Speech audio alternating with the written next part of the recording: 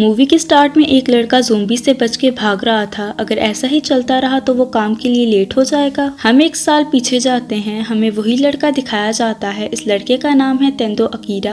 Akira किसी commercial production company में काम करने वाला था। आज उसकी जॉब का पहला दिन है। वो बहुत एक्साइटेड था। उसे ऑफिस का माहौल बिल्कुल घर जैसा लगता है, इसलिए वो काफी खुश था। लेकिन इसकी खुशी थोड़ी देर के लिए थी। चीफ कोसुगी पहले दिन ही अकीरा से जबरदस्ती ओवर टाइम करवाता है। पहला दिन क्या, उसका हर दिन ओवर टाइम में गुजर जाता। को वर्कर अपना काम अकीरा पर डाल देते। सबसे ज्यादा अकीरा की नाक में दम कोसुगी ने किया था। सिर्फ ओतोरी उसके साथ थोड़ी काइंड थी, इसलिए वो उसे पसंद करता था। अकीरा अपने बेस्ट फ्रेंड किंचो से मिलता है। किंचो उसकी बातों पे ध्यान नहीं दे रहा था तो उसे गुस्सा आ जाता है। अकीरा एक पुरानी बात पर किंचो को टोंट मारता है। एक गेम के दौरान किंचो कंफ्यूज हो गया था। वो अकीरा को बॉल पास नहीं कर पाया, जिससे इनकी टीम हार गई। ये सुनकर किंचो को भी गुस्सा आ जाता है। दोनों लड़ने लगते हैं। अकीरा का ज्यादातर टाइम ऑफिस में गुजरता है। एक साल में ही उसकी हालत कुछ ऐसी हो गई थी। उसे ये जॉब बड़ी मुश्किलों से मिली थी, इसलिए वो इस जॉब को छोड़ नहीं सकता था। वो ट्रेन का इंतजार कर रहा था। पीछे हम लोग एक ज़ोंबी को नोटिस करते हैं।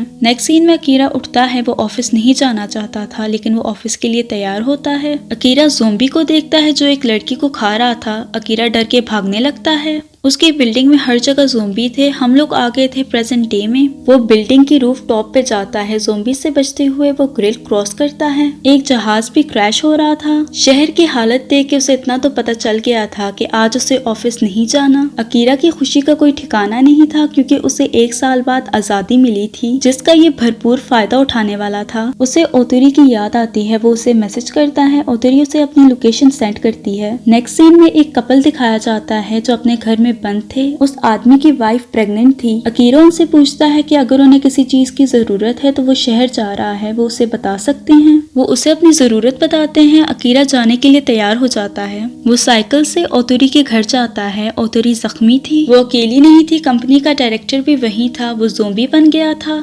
एक्चुअली में ओतोरी और डायरेक्टर का चक्कर चल रहा था। अकीरा उससे लड़ता है। लड़ते वक्त डायरेक्टर की विग उतर जाती है। अकीरा किसी तरह उठा के उसे पटकता है। बाकी बचा हुआ काम ओतोरी पूरा करती है। ओतोरी की बॉडी पर बाइट्स के निशान थे। वो भी ज़ोंबी बन जाती है। वो अकीरा पर अटैक करती है। अकीरा किसी तरह उससे बचता है। जाने से पहले अकीरा अपनी फीलिंग्स को कन्फेस करता है। अकीरा चीजें लेके उसी कपल के घर जाता है और घर की हालत देख के ऐसा लग रहा था कि ज़ोंबीज ने अपना काम कर दिया। ये सब देख के वो काफी दुखी था। वो डिसाइड करता है कि ज़ोंबी बनने से पहले उसे क्या क्या करना है। अकीरा अपनी बकेट लिस्ट को तैयार करता है। सबसे पहले वो लिखता है ओतोरी से अपनी फीलिंग्स को कन्फेस करना, जो वो कर चुका था, इसलिए वो उसे कट करता है। वो और भी चीजें लिख के उनको फॉलो करता है, जैसे कि अपने रूम को साफ करना, बालों को डाई करना, शॉपिंग करना, मोटरसाइकिल चलाना, पेंटिंग करना वगैरह वगैरह। वो ज़ोंबी से बचते बचाते अपनी विशेस को पूरा कर रहा था, लेकिन वो अब बोर हो चुका था। खैर वो स्टोर जाता है अपने लिए कुछ चीजें लेने। वहाँ पे उसे एक लड़की मिलती है। इस लड़की का नाम है शिजुका।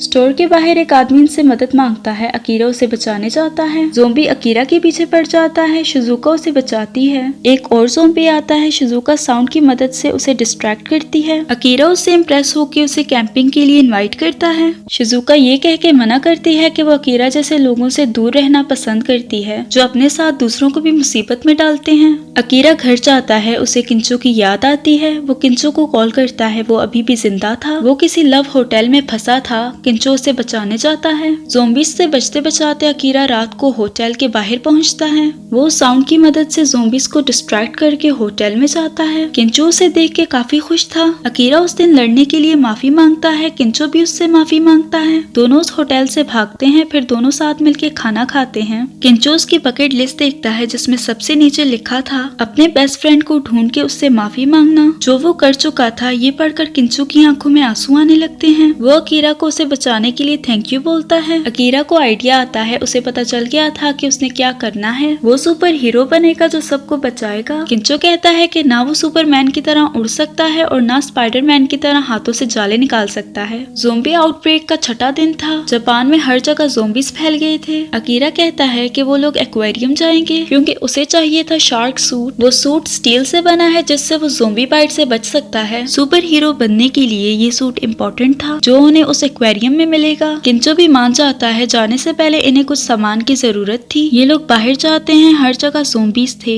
ये लोग मार्केट की तरफ जाते हैं। थोड़ी दूर एक बस आके रुकती है, उसमें सर्वाइवर्स थे। ज़ोंबीज उस बस पे हमला करते हैं। ये दोनों सिर्फ 4 लोगों को बचा पाते हैं। उनमें से एक थी शिजुका। ये लोग मार्केट में जाके उसका शटर बंद करने की कोशिश करते हैं। शटर बंद करने के बाद इन्हें लग रहा था कि ये लोग सेफ हैं। इन्हें नहीं पता था कि ड्राइवर के हाथ पे बाइट का निशान है। इन्हें ये पता चलता है कि ये लोग भी एक्वेरियम जा रहे थे। ये सूट लेने नहीं बल्कि वो जगह सेफ थी। वहाँ बैरियर्स की वजह से ज़ोंबीज नहीं होंगे और मछलियों की वजह से खाने की कमी नहीं होगी। बाकी सारे एक साथ मिलके बातें करते हैं। शिजुका पेट्रोलिंग करने जाती है क्योंकि सेफ्टी कम्स फर्स्ट। ड्राइवर सो रहा था, बाकी 2 लड़कियां थी फ्लाइट अटेंडेंट। ये सुनकर अकीरा एक्साइटेड हो जाता है क्योंकि बकेट लिस्ट में उसकी विश थी कि वो फ्लाइट अटेंडेंट के साथ ड्रिंक करे। खैर वो लड़कियां किंचो में ज्यादा इंटरेस्टेड थी। वो तीनों वहाँ से चले जाते हैं। वहाँ शिजुका आती है। शटर बंद करते वक्त अकीरा को चोट आई थी। शिजुका उसकी पट्टी करती है। वो दोनों बातें करने में बिजी थी। ड्राइवर ज़ोंबी में चेंज हो जाता है। ये दोनों वहाँ से भागते हैं। ज़ोंबी को किंचो की आवाज आने लगती है। ये तीनों एक दूसरे के साथ फ्लर्ट करने में बिजी थे। ज़ोंबी एक लड़की को काटता है, फिर वो दूसरी लड़की को काटता है। वो किंचो की तरफ बढ़ता है। किंचो भी भागना शुरू करता है। शिजुका अपने रास्ते जाने लगती है। अकीरा उसे अपने साथ रहने का कहता है, लेकिन शिजुका कहती है कि वो अकेले सरवाइव कर सकती है। अकीरा को किंचो की चलाने की आवाज आती है। दूसरी तरफ किंचो मेक श्योर करता है कि वो आवाज ना करे क्योंकि ज़ोंबी आवाज पे रिएक्ट करते हैं। तभी शिजुका स्पीकर पर म्यूजिक चलाती है। तीनों ज़ोंबीज वहाँ चले जाते हैं। शिजुका शटर को खोलने की कोशिश करती है लेकिन वो नहीं खुलता। तीनों ज़ोंबीज उसकी तरफ जाते हैं। वो उनसे बचने की कोशिश करती है। अकीरा और किंचो उसकी मदद करते हैं। किंचो फायरवर्क चलाता है। ज़ोंबीज उस तरफ डिस्ट्रैक्ट होते हैं। तीनों शटर खोल के बाहर निकल जाते हैं। इनके पास टाइम नहीं था। अकीरा को एक कैंपर मिलती है। तीनों उसमें बैठ जाते हैं। वो वहाँ से निकलते हैं।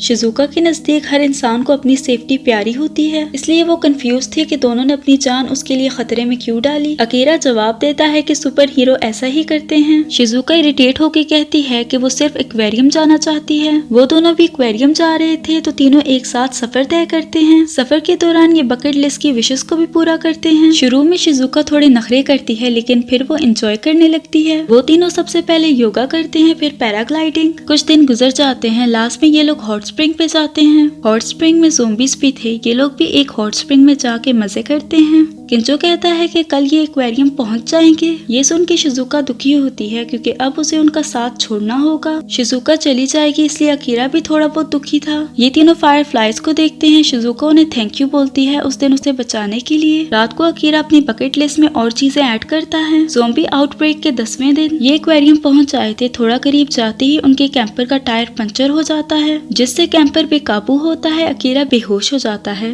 रोड पर किसी ने कीलें फैलाई थी। अकीरा को कोसुकी की आवाज आती है। अकीरा डर के मारे उठता है। सामने कोसुकी बैठा था। उसे लग रहा था कि ज़ोंबी आउटब्रेक उसके ख्वाब में था, लेकिन वो लोग एक्वेरियम में ही थे। कोसुकी और उसकी टीम यहाँ पे कमर्शियल शूट करने आए थे। इसी दौरान बाहर ज़ोंबी वायरस फैलने लग गया। इसलिए कोसुकी ने डिसाइड किया कि वो इसी एक्वेरियम को अपना शेल्टर बनाएगा क्योंकि यहाँ सेफ्टी भी है और खाने की कमी भी नहीं। कोसुगी ने एक्वेरियम को अपने अंडर ले लिया था। एक्वेरियम में अकीरा को वही कपल मिलते हैं जिन्हें जिंदा देखकर वो काफी खुश था।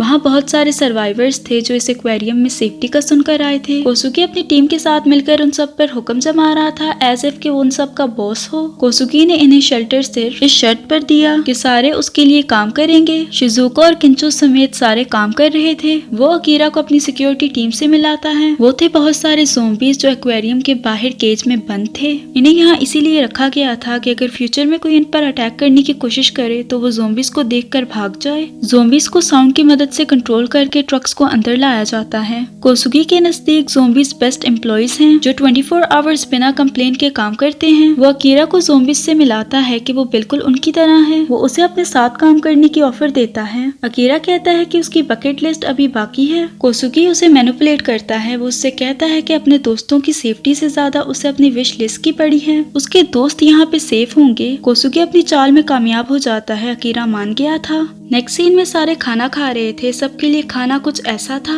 और कोसुगी के ग्रुप के लिए ऐसा। वो अकीरा को नौकरों की तरह ट्रीट कर रहा था। ये देख के किंचो को काफी गुस्सा आता है, लेकिन वो कुछ कर नहीं पाता क्योंकि अगर उसने रिएक्शन शो किया तो उसके साथ साथ पूरे ग्रुप को एक्वेरियम से निकाल दिया जाएगा। इनके ग्रुप में वही कपल था जिसकी वाइफ प्रेग्नेंट है। उस औरत का हस्बैंड कहता है कि अगर वो यहाँ से जाना चाहते हैं तो वो उन्हें यहाँ से निकाल सकता है। जब सारे सो रहे थे वो आदमी उन्हें भागने का रास्ता बताता है। वहाँ उन्हें बहुत सारी सारी गाड़ियों में अपना कैंपर भी मिलता है। दूसरी तरफ ट्रक में ज़ोंबी गिर जाता है, ड्राइवर को पता नहीं चलता। वो उस ट्रक को एक्वेरियम ले आता है। जब वो ट्रक खोलता है तो ज़ोंबी उस पे हमला करता है। वो ज़ोंबी उन्हें काटने लगता है। जो ज़ोंबी केज में बंद थे वो भी आजाद हो जाते हैं। ज़ोंबी एक्वेरियम के एक हिस्से में घुस के सर्वाइवर्स को मारने लगते हैं। ज़ोंबी शार्क एग्जीबिशन तक पहुंच आए थे, वो डाइवर्स पे हमला करते हैं। ये सारे पानी में गिर जाते हैं। ज़ोंबी उन्हें वहाँ पे बाइट करते हैं। इन्फेक्टेड बॉडीज को शार्क खा लेती है। किंचो अकीरा को लेके आता है। किंचो ने गाड़ी का टायर भी चेंज कर लिया था। इनके पास खाने पीने का सामान भी था। ये निकलने के लिए तैयार थे। अकीरा कहता है कि वो लोग एक्वेरियम में सेफ हैं, इसलिए उन्हें यहाँ पे रहना चाहिए। ये कह के वो दोबारा काम करने चला जाता है। शिजुका को कैंपर में उसकी बकेट लिस्ट मिलती है। उसमें अकीरा ने नई विश लिखी हुई थी। शिजुका लिस्ट लेकर अकीरा के पास जाती है। वो उसे समझाने की कोशिश करती है और कहती है अकीरा ने उसे जिंदगी अपनी मर्जी से गुजारनी सिखाई है, लेकिन अब वो खुद दूसरों के इशारों पर नाच रहा है, बिल्कुल किसी ज़ोंबी की तरह। वो उसे लिस्ट दिखाती है। अकीरा को अब रियलाइज होता है कि शिजुका बिल्कुल ठीक कह रही है। वो भी ज़ोंबीज की तरह बिना कंप्लेन किए दूसरों के लिए काम कर रहा है, जबकि उसने जिंदगी अपने मुताबिक गुजारनी थी। कोसुगी शो ऑफ करता है। वो उसकी लिस्ट को नीचे फेंक कर उस पर पाँव मारता है।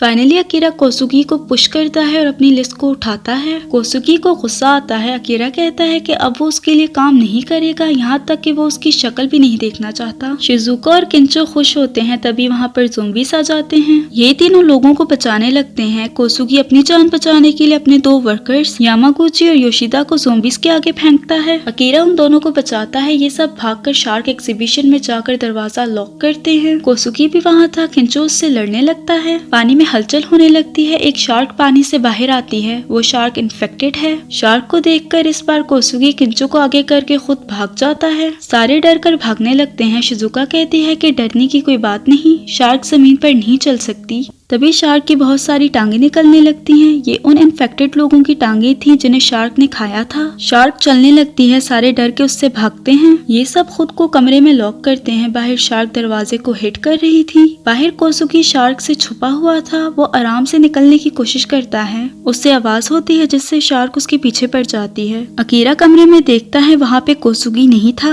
वो डिसाइड करता है कि वो कोसुगी को बचाने जाएगा। किंचो उसे रोकता है। अकीरा कहता है कि सुपर हीरोज हर किसी को बचाते हैं। कमरे में वही शार्क सूट था। अकीरा सूट पहन के कोसुगी को बचाता है। कोसुगी कहता है कि क्या उसके पास शार्क को हराने का कोई आइडिया है, लेकिन अकीरा के पास कोई आइडिया नहीं था। वो शार्क से लड़ने लगता है। कोसुगी भागने के लिए दरवाजा खोलता है। ज़ोंबीज अंदर आ जाते हैं। वो ज़ोंबीज से बच के भागने लगता है। ज़ोंबीज भी उसके पीछे भागते हैं। किंचो अकीरा की मदद करने आता है। वो वेट लिफ्टिंग मशीन से शार्क से लड़ने लगता है। अकीरा फिर कोसुगी को बचाने जाता है। वो ज़ोंबीज से लड़ता है, जबकि कोसुगी टेबल के पीछे छुपा हुआ था। सारे ज़ोंबीज उसे पकड़ के बाइट करने की कोशिश करते हैं। सूट की वजह से वो बचा हुआ था। दूसरी तरफ किंचो बड़ी मुश्किलों से शार्क को होल में फंसाता है। अकीरा की मदद करने शिजुका आती है। उसने 2 माइक्रोफोन में गाने चलाए थे। साउंड से वो सारे ज़ोंबीज को कंट्रोल करके पानी में फेंकती है। रास्ता साफ देखकर कोसुगी टेबल से बाहर आता है। वो इन तीनों को अप्रिशिएट करता है। अचानक शार्क होल से निकलकर कोसुगी को हिट करती है। अकीरा शार्क से लड़ने लगता है। शिजुका को बैटरी मिलती है तो उसे एक आइडिया आता है। शार्क अल्ट्रा सेंसिटिव होती हैं। अगर उन्हें थोड़ा सा भी इलेक्ट्रिक शॉक दिया जाए तो वो शार्क को मार सकते हैं। ये काम इनका ये बैटरीज करेंगी।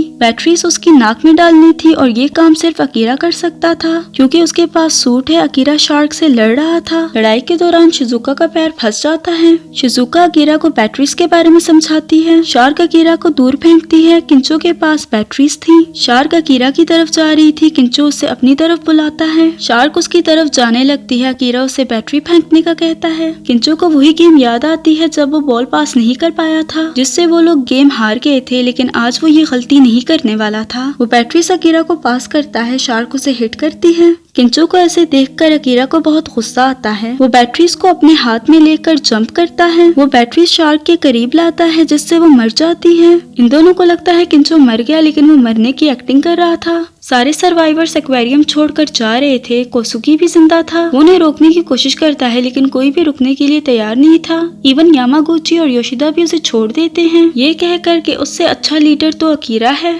खैर सारे चले जाते हैं, कोसुगी अकेला रह जाता है। अकीरा शिजुका और किंचो से उनकी विश बकेट लिस्ट में लिखने का कहता है। शिजुका लिखती है कि उसे डॉक्टर बन के सबकी जान बचानी है। किंचो लिखता है कि उसे कॉमेडियन बनना है। अकीरा हीरो बनने की विश को कट करता है। उसे एक नई जॉब मिल गई थी और वो था हीरो बने रहना। इनकी लिस्ट अभी तक 20 तक पहुंची है, यानी इनका सफर जारी रहेगा। ये अपना सफर कंटिन्यू करते हैं। मूवी यहीं पे एंड हो जाती है। होप कि आपको ये मूवी अच्छी लगी होगी। अगर वीडियो पसंद आई तो लाइक शेयर और सब्सक्राइब करते जाना। मिलते हैं अगली वीडियो में।